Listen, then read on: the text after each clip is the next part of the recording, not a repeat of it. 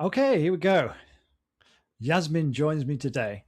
And a little introduction for Yasmin. We've done many lives in the past. It's the first time we've done an official podcast together, but we might have connected together. Correct me if I'm wrong, Yasmin. Maybe 5 years ago. I don't even know. It was interesting Yeah. actually. We were in the same program, and we started learning this energetics work, emotional regulation, healing work together in Hmm. the same program. One of the first runnings of that particular program with our mentors at the time. So we've been on a sort of parallel journey Hmm. towards purpose, you could say. Keeping in touch with each other as we've gone, and I really value Yasmin's energy. It's a very strong, powerful, feminine energy, I would say, and she's got some amazing intuitive gifts as well that I've never seen before. We do this practice called minis in our community, and that means just basically sitting with another person in presence, feeling through what's happening in the system. Yasmin's got a very unique gift in my experience, in that she actually will see like a movie playing out in her mind's eye, and can actually give guidance for a person for their life direction, which I've never experienced that before. Usually we sit and we feel through what's happening, and there's some Yeah. processing going on, but Yasmin will actually see and get guidance in, like, almost like seeing a movie, in that Yeah. space, which is incredible. So Yasmin's got a lot of gifts. You can talk about a whole range of different subjects, Hmm. but what we really love to talk about is what we call the energy of money. We've done this Uh-huh. before, but I find Yasmin's got a really unique take on this, which is great. Um, Before we dive, well, let me tee this up then, because when I ask people a lot of the time, we're at the end of 2025. For a lot of people I speak to, this is an area that they really want to focus on, stepping into the new year, stepping into 2026. Expanding or working on this area of abundance, of wealth generation. And usually, when I ask them, okay, how are you going to work on this? There's kind of like they kind of pause and don't know what to say. Pause and what to say next, Hmm. because we'd all like to receive more money in our life, because that energy of money, I always say, is like, for me, it's not necessarily going to make you happy on its own, but what it does give you, that energy of money, is options. You can continue to invest in yourself, whatever calls to you. You can support your family, you can support yourself. You don't have to do work that isn't aligned for you anymore. If you've got, it gives you a lot of choice and options, basically, and it enhances who you are. So I guess we'd all love more of that energy in our lives. It gives you a certain amount of freedom. But how can we actually attract or bring more of that energy and money into our lives? So that's what we're going to talk about today. Not only the external work, perhaps of creating another income stream for yourself, which is probably the most obvious way, but also the blocks around money that we have internally, and the conditioning that we've experienced through our lives, and how we can work through that. But first of all, welcome, Yasmin. Great to connect again today. Yes. Thank you. Thank you for that intro. That's wonderful. And first of all, as I do with all my guests, just a brief intro to yourself and your own journey over the last maybe 5 years, or whatever you'd like to pick it up, and particularly perhaps your own stories with money that you've had to work on over the years, and basically what's got you to this place of coaching and mentoring people in this particular area of transformation. Yeah, absolutely. Wonderful. Thank you so much for that intro. I, as you said, have started on my journey. I want to say more than 10 years ago, just in the mindset space where most of us start. And, I took the programs, I read all the books, and was trying to figure myself out, really, really on a journey of self discovery and trying to improve myself. And about 5 years ago, when we met, we entered a very unique program and focused a lot more on energetics. I had been meditating at that time for several years already.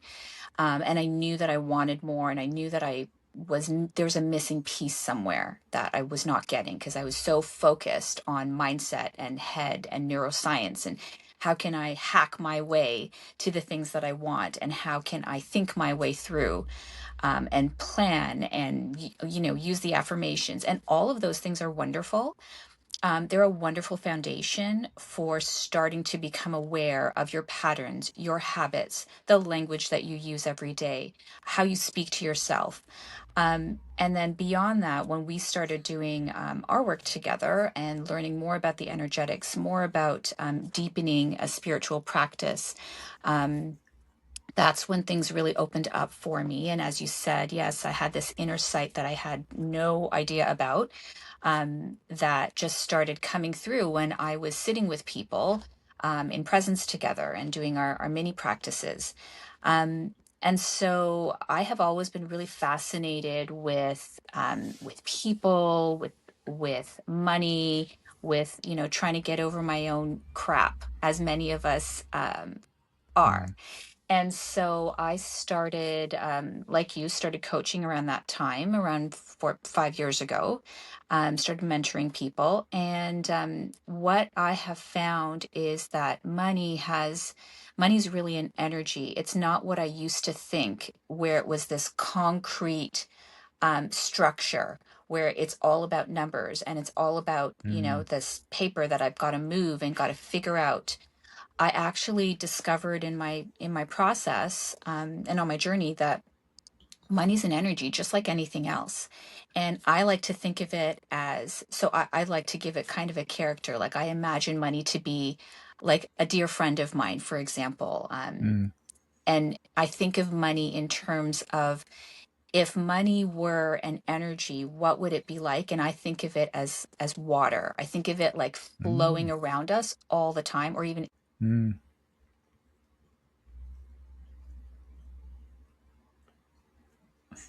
I I get to tap into it versus sitting back and trying to, like, rope it into my life. That feeling of having to chase, and that feeling of having to capture money and bring it in through these logical structures. Actually, I mean, on some level it works, and on many other levels, from an energetic perspective, it's very difficult. And so when I started looking at money more from the perspective of a feminine energy, an energy of drawing in, an energy that really loves for you to be in a receiving mode so that she can flow through your life, things changed for me. And I started putting in practices into my life where I could actually appreciate money, and I could invite her into my life, and I could Mm. bless all of the things that she gets to touch, including my bills, including my taxes, including all of the things that we typically um, have a lot of discomfort around. So I started looking at money from a different perspective, and I started understanding that, money, if you think of it as water, if you think of it like air, it's flowing around us all the time. And what you want to do is actually give her a structure where she can flow into your life and flow through your life. So that Mm. give and take is actually a really beautiful exchange. And the other thing about money that I came to discover is, if I treated money kind of like a dear friend, where I would welcome her in and actually have those feelings and start to emulate feelings of welcoming and love and support, she would then support me back as well, just like a very good friend. And I think of it this way. I had this vision about it one day, where imagine you are at home and you have a very good friend that comes and knocks on your door. And this is how we typically speak to money, or think about money, or even feel about money. You open the door, and just imagine if the first thing you said to this person was, "What took you so long?" And then they walk in and you're like, "Well, hurry up. They're like, you've got to get all this work done for me. I need you to do this. I need you to do that. I need you to put those dishes away." And you started ordering her around. And then you started saying, "You're just not enough for me. You're not coming in. This Mm. isn't happening fast enough for me. You're not doing enough for me. There's never enough at the end of the month, you know, and I need more of you." Can you imagine the kind of relationship that you would have with someone if that's how you treated them? This push pull of "You're never enough for me, but I need more of you. Like, hurry up and come. Hurry up." Right? And so we have this kind of weird dynamic with money where we've placed all of this, we've kind of placed our power somewhere and not had this beautiful exchange that we would normally have with other types of energy, with other people. So I almost feel like if you can put a personality to money and imagine that money is another person in your life, how would you treat that person? And then that person will then treat you back and reflect that back to you. And money is really just a mirror of where we're at with our ability to receive and our ability to hold more, right? It's that feminine energy of feeling satisfied and full and still wanting more. And so, it can get really, really sticky because we all have money stories from our childhood. I think most people will be able to identify with, sayings like money doesn't grow on trees, and your parents, probably telling you that money is very, very scarce and you have to work really, really hard to get money. And even when you work really, really hard, you don't know if you're going to get it. And you don't know if you'll, have enough. And there's this whole scarcity mindset that's been baked into our collective around money. And if we want to shift things in our lives with the money that we're making, with our businesses, even if you're in a job with, maybe getting a raise, the first place to start is actually doing the inner work of being loving and receiving to yourself so that you can be loving and receiving for that energy of money. It's going to be reflective and mirror how you feel in terms of your own expansion and your own abundance. So how's that for an intro? Wow. Yeah, We those covered are some of my ideas around money. You basically end the podcast there, I think. But that's so interesting. It covered a lot of things that I was going to, as soon as I thought, I'll mention that, you covered it straight away.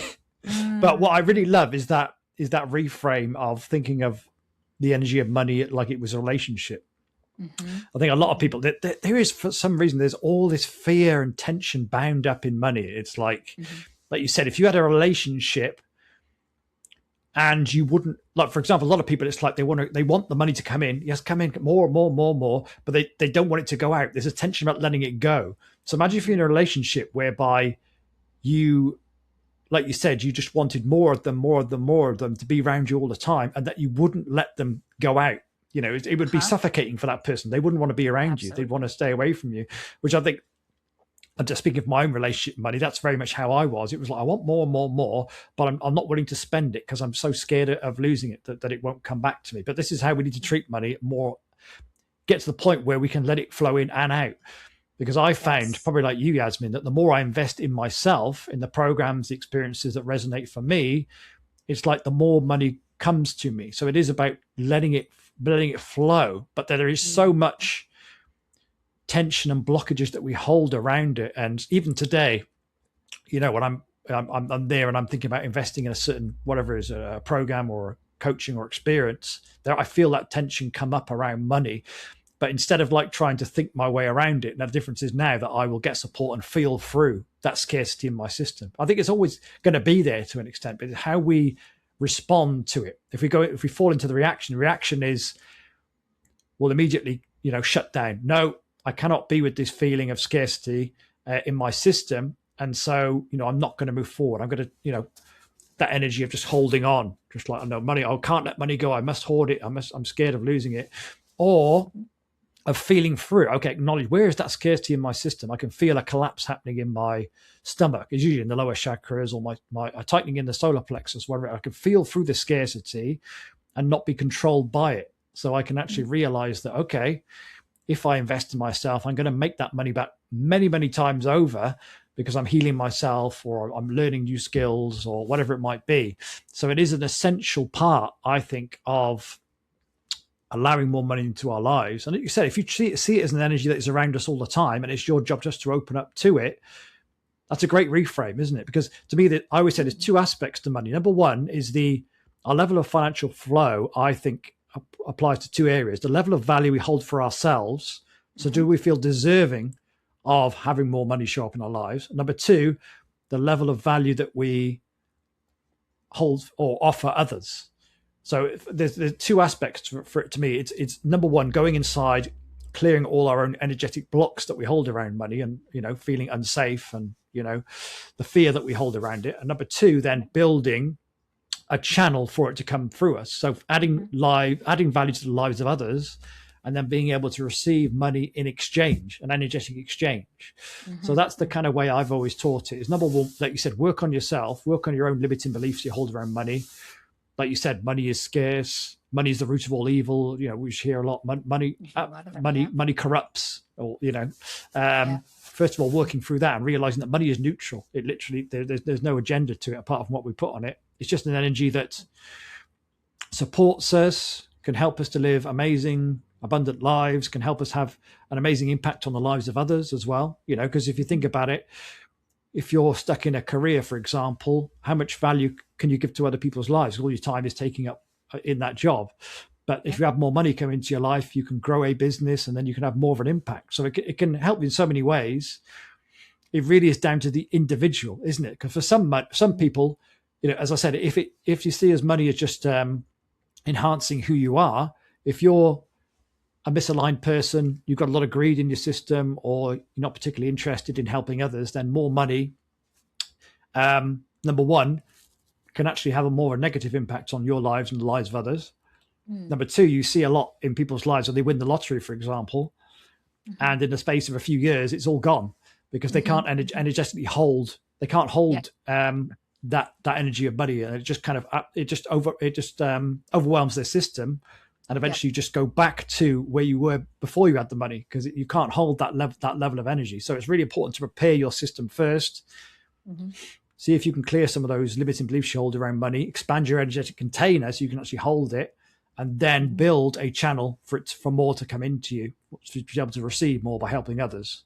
So there's so much to it. There's so much to this conversation. There is, yeah. And I would say probably for your audience, when you're thinking about money in terms of, so here's two scenarios. Sometimes people are maybe stuck in a job that they don't particularly like, or maybe they hate, but they're making good money, right? And it's those gold in the handcuffs, right? Like you're stuck because you're like, oh, I've got all of this here, but I don't feel fulfilled and I don't enjoy what I'm doing. It then becomes a prison for you, right? You have this notion now that, like, well, I got to just stay and stick it out because the money's so good and my lifestyle, and it's all these exterior things, that external world that you're supporting while you're collapsing internally, right?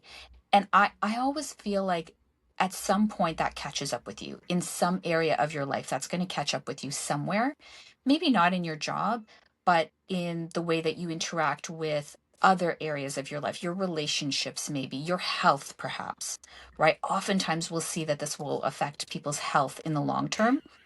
And then what are you doing for the last 20 years of your life is trying to buy back your health and spending all that money anyways, right?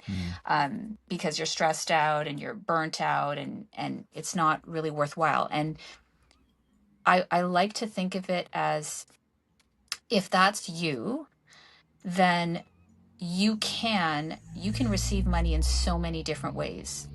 It doesn't always have to be through that one channel, and I think we get stuck sometimes believing that that's the only way that we can receive money. And here's the Good other point. thing: instead of so start changing your language. If you're in a space where you're like, ooh, this is really hitting something in me, oh, like that's me, I can feel that in my system, like there's some pings here, there's some triggers, maybe start small. Start changing your language around money. Instead of saying I need to earn my money, or I get or I'm making money, I'm earning money, I'm chasing something, start thinking of money as I'm receiving money. I'm receiving value for value I'm putting out, right? I get to do my job. I get to do this until I can find other things that bring me purpose. I get to do this. I get to, work in this job and, yes, make a lot of money. And that now affords me, now that opens up something else for me. It opens up the opportunity for me to explore, right? Like if you can start thinking about there's different ways that you can receive money. Now, in this day and age, there's so many different ways that you can be receiving money. Lots of people have side hustles. Lots of people build Mm. businesses outside of their daytime jobs. Lots of people receive money in so many different ways. There's gifts. There's Yes. like, it's just really interesting when you open up your system and you open up your heart to the possibility that maybe I don't always have to receive money through a job. Mm. Maybe not. You can simply ask yourself that question every day and say, how can I ask the universe as you drop in, spirit, God, whatever is a higher calling for you, a higher power for you, simply say, I can be open to new possibilities. I'm open to other ways that money can flow to me. Help me stay open to receiving money in multiple ways. I've received money through many different ways that I would never suspect, never think of. Inheritances, gifts, exchanges that I didn't calculate through money, but people paid me Mm. anyways, right? Um, and it wasn't through a job. It isn't always through a job. It isn't always through my daytime career. And even just doing this work, I didn't think about going into coaching necessarily. I didn't think about mentoring other people. I literally went through this program with you and fell into it, right? Like, I was offered opportunities to coach and mentor and support people. That was me just wanting to improve myself and build a skill for myself. And Mm. it's blossomed into more. The other thing about money is, if you can expand your container, as you talked about, expanding your ability to hold more, Mm. it's it's beautiful work, because we think about healing work in terms of fixing ourselves, healing our wounds, working through our traumas. Healing work also involves you being able to expand your nervous system and your container to hold more joy, to hold more Mm. happiness, to hold more pleasure. And money is very, very closely tied to pleasure. So that's another point I wanted to bring up with you is, money is like, the more you can hold joy and pleasure and good things in your life, because that's also a skill, the more you're going to be able to receive and accept abundance into your life and accept wealth coming into your life. So that pleasure point is very important for people. If there's one thing that I would recommend to your audience, is just start exploring the things that bring you more joy. Nothing tied to money at all. What are the things that bring you joy? Whether it's nature, reading books, cooking, taking up a sport, like, find ways for you to actually enjoy life more in small ways. They don't have to be expensive, right? They don't even have to cost any money at all. So you can take money completely out of the picture if it's a really hot point for yourself, and find ways to bring more joy into your life, to bring small pleasures into your life. And notice how you feel when you bring something into your life, or you engage in something that brings you pleasure. I guarantee you there's going to be a level of discomfort with that as well, just as much as there's discomfort with dealing with trauma and wounding and blocks. So if you can increase your ability to receive pleasurable things, you will also increase your ability to receive money. Wow. Yeah, Mm, that's so well said. It's something I talk about a lot, is because I'm always talking about healing on LinkedIn, mm-hmm, which is my mm-hmm, channel these days. And mm, you're so right, because a lot of people think, well, I don't need to heal. I haven't experienced some major trauma in my life. But the way mm-hmm, I try and reframe healing as, you could call it alignment, but it really is just like, it isn't just about healing those traumatic moments we've experienced in the past. It's mm-hmm. relevant for anybody, because we all have healing work to We do. all have it. Mm-hmm, Small, not these massive traumas, but lots of smaller traumas that add up. And these traumas, which are basically energetic blockages within our system, they lower our vibration, you could say, if you look at it on an energetic level, and that mm-hmm, restricts our ability to receive. money, fulfillment, Hmm. happiness, joy in our relationship, connection in our relationships. So Hmm. it's relevant in whatever aspect of life you're looking to transform or improve on. Healing is the foundation. It absolutely can, because everything is generated from within. We're literally seeing a projection from our minds in front of us. It's not outside at all. This is all what we see as the Sure. external is basically just a projection from the inside. So if you work on the where I describe it to people is like, it's like if you went to the cinema and you weren't happy with the quality of what you were seeing, and you went and tried to adjust it on the screen itself, wouldn't make any difference. Because it's being projected from the projector, which is Hmm. further back from behind you. So what most people are doing is they're not happy with the way their life is showing up, but they're trying to adjust the screen instead of working on the source, which is the projection, which is basically your energetic system. It's been on your mind within is projecting this reality for you. So you've always got it. If you're, things aren't showing up as the way you'd like to on the external, then it is about focusing on the source of reality within, healing those blockages, and you can receive more money. You can make breakthroughs in your career or your business, whatever it might be. The other bit I really liked there, and I've been listening to a channel quite a bit recently, Bashar. I don't know if you've heard of this Hmm. particular channel. Yeah, he Yep. talked Yep. about this. He talked about abundance, because people when they hear abundance, they think about money, which is the Hmm. currency we use as a form of exchange. But he said actually there's multiple forms of abundance, and you went through a number of them yourself. As you were talking just then, abundance can come in the form of a gift. It can come in the form of value exchange. And he was also talking about it can come in the form of imagination. It can come in the form of Hmm. synchronicity. So there's all these different kinds of abundance that can come into our lives, and being open to them rather than just like it must be in the form of numbers in my bank account. That is what all I'm focused on. It's like I spoke to a client who'd been through my Pathway to Purpose program last night, actually, and she's a bit confused because her didn't go for a difficult situation with her job. She's kind of in a transition point, and she wasn't sure, what direction she wanted to go into. But just we were doing a lot of the healing work in over the 3 months together. And I connected with her last night, and she said that she'd left her job, and what happened in the meantime is that she was able to access her pension early, which gave her this financial windfall.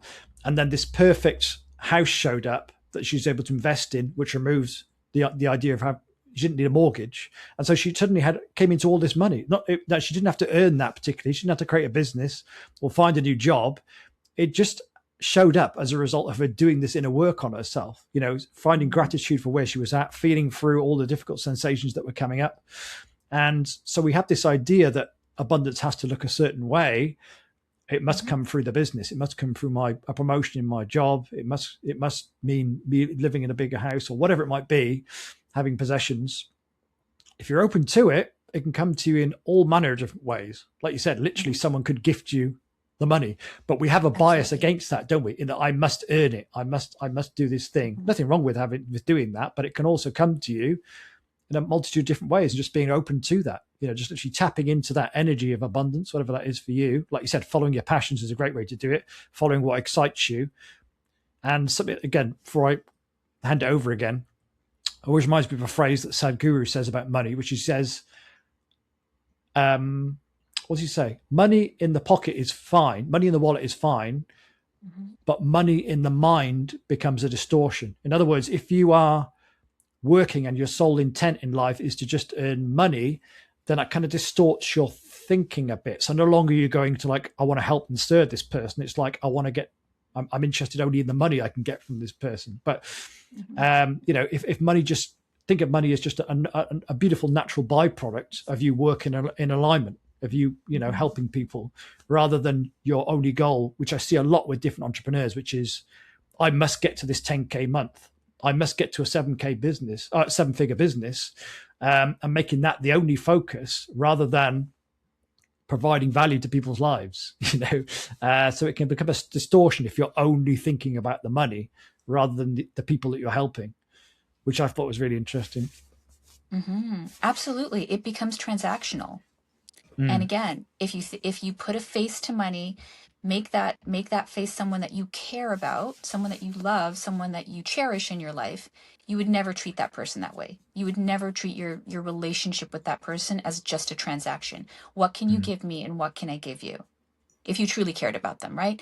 So Mm. if you can start to almost humanize this energy, and start treating it like someone that you really care about, how would you then think of them, right? How would you then interact with them? It would be a much more loving, compassionate, patient relationship, right? And yeah, and you brought up a really good point there. I want to think about, like, what was it that you said? It was about, uh, I think I lost Abundance that coming in train. different ways, Yeah, things or coming in different ways. So yeah, so gifts, for example, I was gifted. So here's a great example. I was gifted a plane ticket to go see a friend of mine last summer out of the blue because we wanted to try to get together, and she really wanted me to see her. And one day she just texted me and said, "You know what? I'm just going to pay for the ticket. You come and visit me," because we mm, had been trying to figure this all out. And I thought, oh, there you go. There's value right there. That is a beautiful gift that has value of whatever, a few $100s, that didn't come in as money, but came in as a ticket instead, as an airplane ticket. And what did I get out of that? A wonderful trip, right? There's mm, massive value in that to my life. So again, it's like, don't even think about it. Just open yourself up to the possibility of, how else can I get value, abundance, wealth into my life? And again, pleasure, right? What are the things, how can I open myself up to more pleasure and more joy? Because in that, money will come in as well. Sometimes I've had things happen where I'll show up somewhere to buy an item and not realize it's discounted like 50%. mm, I just showed up to buy this thing and they're like, "Oh, by the way," and it's not something that was listed as on sale or whatever, right? So even those little things, cherish those things. Like, give gratitude for all the small ways that money is trying to get your attention and trying to show you that she cares about you, and that mm, this universe, the universe, your spirit is here for your benefit, and constantly working to find ways to gift you things. To, of course, we get gifted many lessons in life too, and if we stop looking at things as positive and negative, all of those lessons are gifts. All of the other things that we get are gifts as well. Money is just part of that whole system of energy and how we interact with the world around us. So, you if you can, just start looking at your own money stories. Like, what are some of the things that you heard or that you think about money that maybe came from someone else? Oftentimes our parents, oftentimes society, right? This whole idea that, rich people are greedy. Who came up with that? I know mm. plenty of rich people who are very generous, Yes. who are very loving and compassionate. They're just human beings like me. And they've been able to master an area of their life that, maybe I can learn from. Uh, so there are lots of things that we think of. And so here's the other thing. If your story tells you that money's really hard, rich people are greedy, how are you ever going to become rich if you Mm, think rich people are greedy? Your mm, your operating system will not allow you to get there. So you will mm, keep hitting these energetic ceilings, which will show up as income ceilings for you, right? They will translate as income ceilings, where, if you get past a certain amount energetically, your body's just going to be like, no, no, no, no, that's mm, beyond what I'm used to. For some people, like, making six figures is oftentimes that sort of like barrier, right? They're like, if I mm, can just make over six figures, I'm good. But it's really hard, and they make it really hard for themselves because maybe they came from a family where that wasn't the case. Um, and so they keep hitting this energy, you keep hitting this energetic ceiling of how much you can make, because you're tying it to your worth, right? You're mm, tying things to, I am worth this much. And so when you're not doing the inner work and you're not feeling that you are worthy inside, it's going to show up as a money block somewhere else in your Mm. life. Yeah. That's great. Yeah, because I always say to people, it's great to have goals, financial goals, like for Hmm. example, earning a certain amount a month, or a certain amount of revenue or year or whatever. Fantastic, because it stretches you, makes you uncomfortable. You have to evolve to get there. But the problem is, if you are, I talked about this recently, but if you're delaying your happiness until you get to the goal, like, oh, Hmm. I'm not enough now until I get to the goal, and it could take you 10 years of hard work where you're sacrificing the present to get to this future goal. You get there, there's like this cessation of the lack and desire. I made it. I sold my business for 7 figures or whatever entrepreneurs are looking to create in their lives, which is wonderful. Hmm. But then if you haven't done that inner work of connecting with who you really are, then it's like all of a sudden, as soon as the feeling of success fades away, you're back left feeling the lack again. And it's like, oh, I must have to get to the next figure. I must have to make an 8-figure business. I must have to make a 9-figure business. And then I'll feel safe. And then I'll feel safe. Yep. And then I'll feel safe. So it's about, I talk about this all the time, but this is why the healing, we keep going back to the healing work. You've got to do the healing work along the way, because there is no external milestone that will ever make you feel safe. Yep. I saw somebody put this on social media and tagged it the other day. Someone was saying, oh, I used to think that, I'd feel safe at $1 million. And now I think actually you need $150 million to feel safe. Whereas we know it doesn't matter how much you got, you can have $150 million, you still won't feel safe, because it's got nothing to do with the amount of money you've got. Yep. It's to do with how you feel inside. And it's probably a trauma that goes back to childhood, maybe in your relationships with your parents, whatever, and it's still in there, that inner child part of yourself still feeling unsafe. It doesn't matter how much money you've got, that inner child part of you still there, asking for your presence, basically asking for you to Yep. sit with it. That's ultimately how we feel safe. So yes, go for those big external milestones, make the money, have an impact, but know that alone is never going to truly fulfill you or make you feel safe. It has to be combined with the inner work at the same time. So it's always a combination of the two. Yeah, totally agree with that. And that inner work piece um, is actually going to be your foundation for moving forward with so much more ease and so much more grace, and less hustle and burnout along the way, Mm. right? If you can maintain um, an internal stability throughout your process, throughout your journey to that 7 figures, 8-figure exit, whatever it might be, if you're an entrepreneur, then you're going to be able to hold so much more along the way, Mm. right? And then when you get there, because you make this, like you said in your example, you make this amazing exit, and then you're like, okay, now what? Mm-hmm. If you don't have that internal safety and stability, then you can't even really have enough pleasure out of the No. experience to enjoy it. And so what was all that work and all that money worth when you can't Mm. really truly embody the enjoyment of it, Yeah. right? So yeah, it'll feel empty at a certain point. And then you'll Yeah. search for more, and you'll just keep searching for more in your external world to fill something, to fill a need that is actually living inside of you. That's really more of Mm. that's going to be it's your internal world that needs to be filled. Exactly that. Yeah, I was speaking to a Yeah. client recently, and she was sort of saying, "Oh, she had this idea of retirement, retiring on a beach somewhere on an island, and living this paradise, life of paradise." But you hear this all the time. It's like, I'm going to sacrifice, I'm going to work, I'm going to work, I'm going to work, and then one day I'll reach this magical place. I'll retire to a beach somewhere.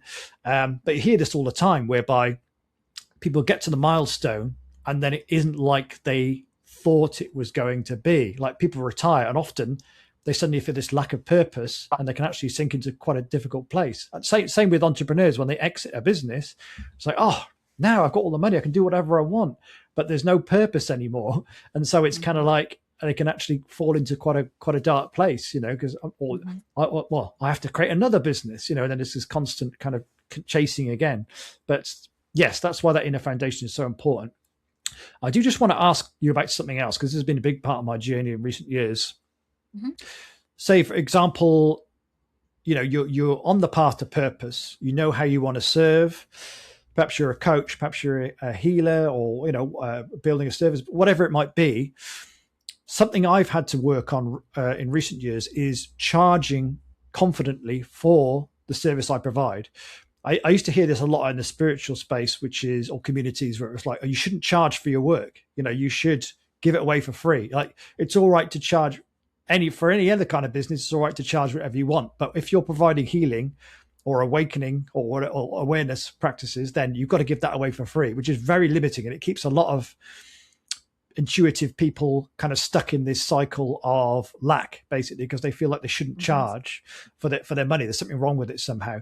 But how have you worked on that? Have you had that come up for yourself? I hear this a lot for people. They find it difficult to charge enough to make a living out of what they do on their unique gifts.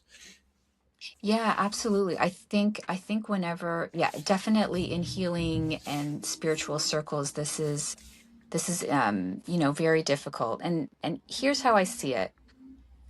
If you are going to be of service to more people and have more impact, and actually impact the people who need you and who benefit from you, it is actually your job to two things. It's your job to fill your cup so much that you are then giving from overflow versus giving from an empty cup. And you're not going to be able to give your best self if you are not filled with what you need, right? I mean, this goes for a lot of things in life. I actually learned this through motherhood, but it applies to money. And so if you're a parent out there, you can probably relate to when you're tired, when you're burnt out, when your kids are all like, pulling on your pant leg and you don't have enough resource.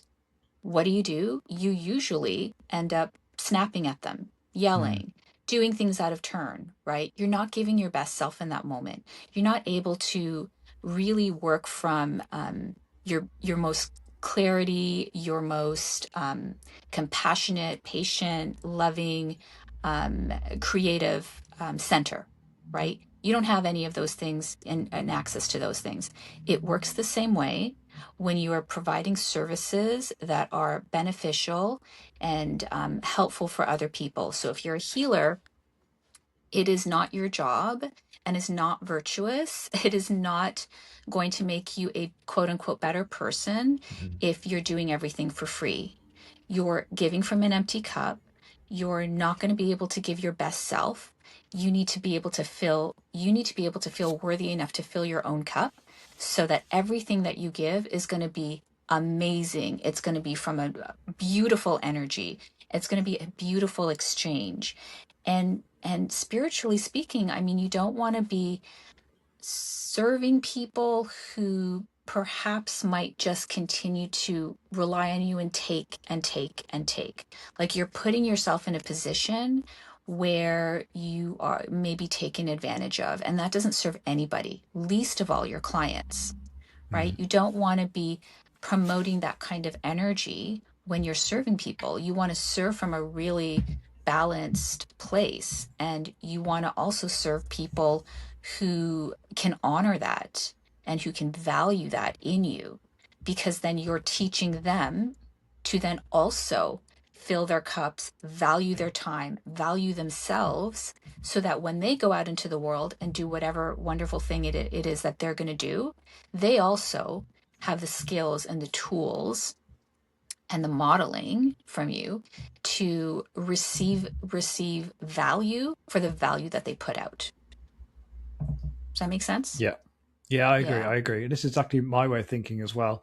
It's because this is what I saw on my own journey is these people with these intuitive gifts really struggling to make a living, and yet I saw people in the entrepreneurial space confidently charging, tens of thousands of pounds for their programs. But I think a part of that comes with also getting clear on your ideal client. Like, really, yes, yeah, we want to serve everybody, right? But really, there's only, you can't serve everyone, because everybody, especially when it comes to coaching, you really want to target on people who are going to receive the most benefit, who are willing to put in the work, who are willing to actually invest in themselves.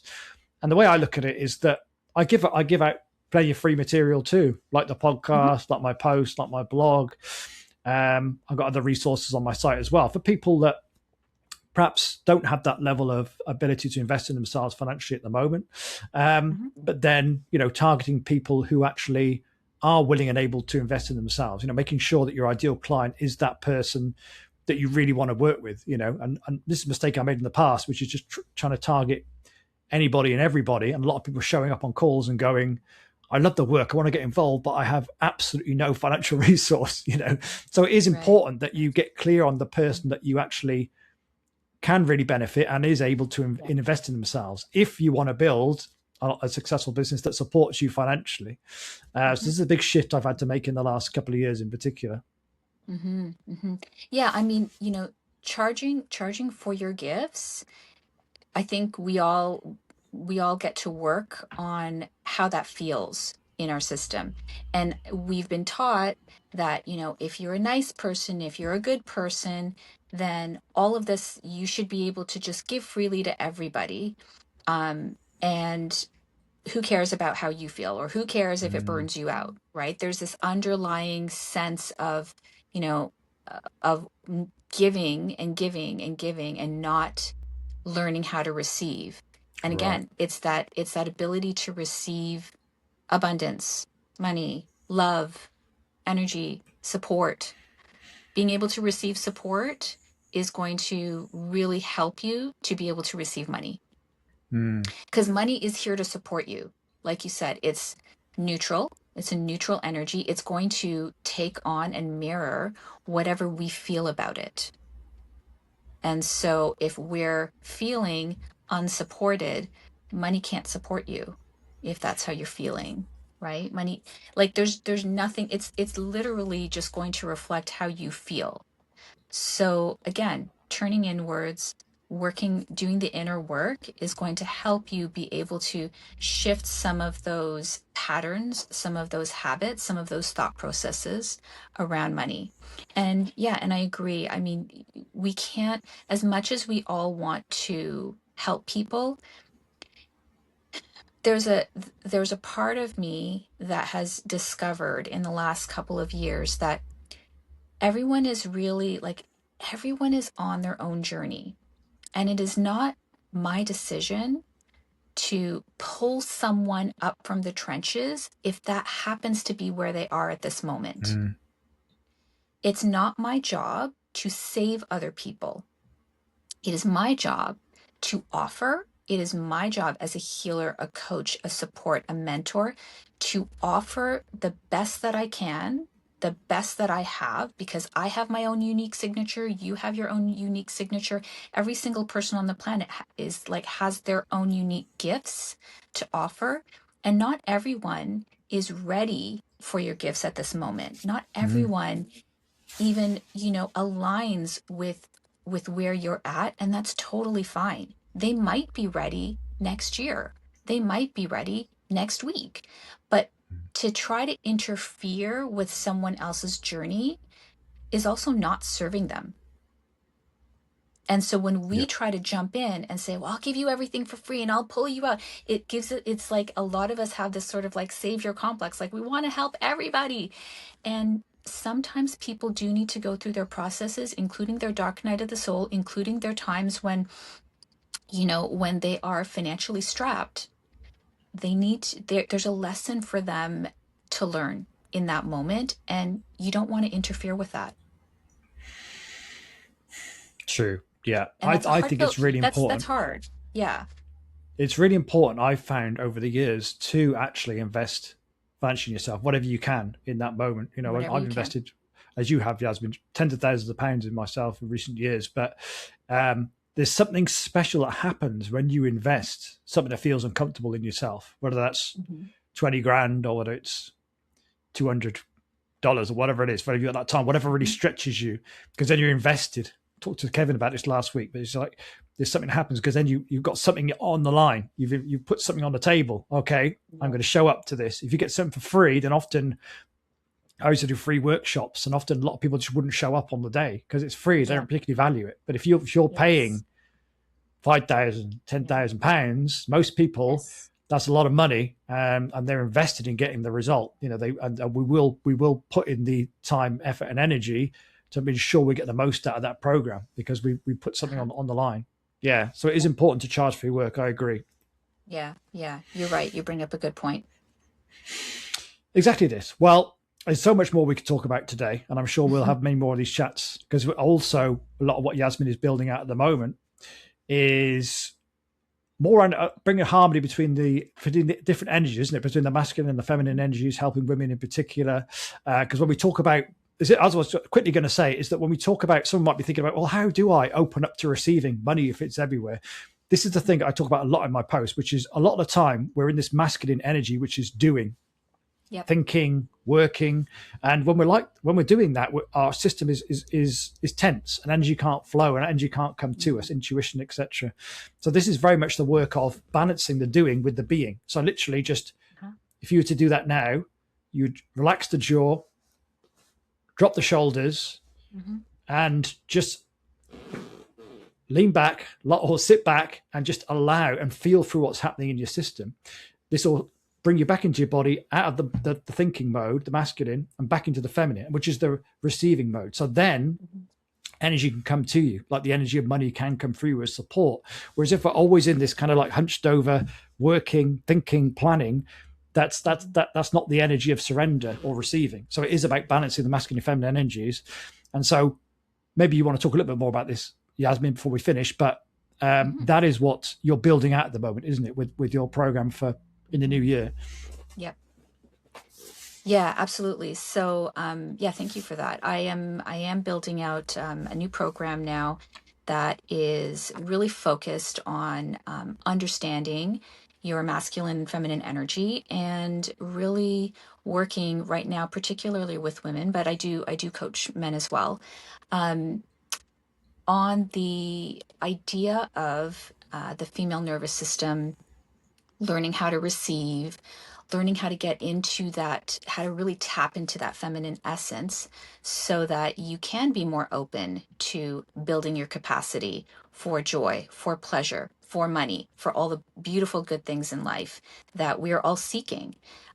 So yeah, I'm sort of focused on a bit of a nervous system reset, and as well as just really focusing on teaching people um, the doing versus the being, and how to tap into more of that beingness. Beautiful. And if people Yeah. want to find you, where's the best place? On the socials? Ooh. Or? Yeah, I am. So I am building out on Instagram and TikTok right now, and my handle there is Less Hustle Queen. Oh, like it. Well, there you go. That kind of sums up what we're talking about, doesn't it? Pretty much. Yeah, less hustle, more magic, guys. You can do That's this. it. Yeah, Beautiful. invite more in your life. Beautiful conversation. Thank you, Yasmin. Like I say, we could go Thank on and you. on and on and talk about this subject, because it's endlessly fascinating, but we'll Yep. save more of it for another day. Yeah. But yeah, all right, let's leave it for there for today. Thank you for joining, Yasmin. Thanks everyone Thank you. for watching and listening. And I'll be back next week. Bye for now. Wonderful. Bye.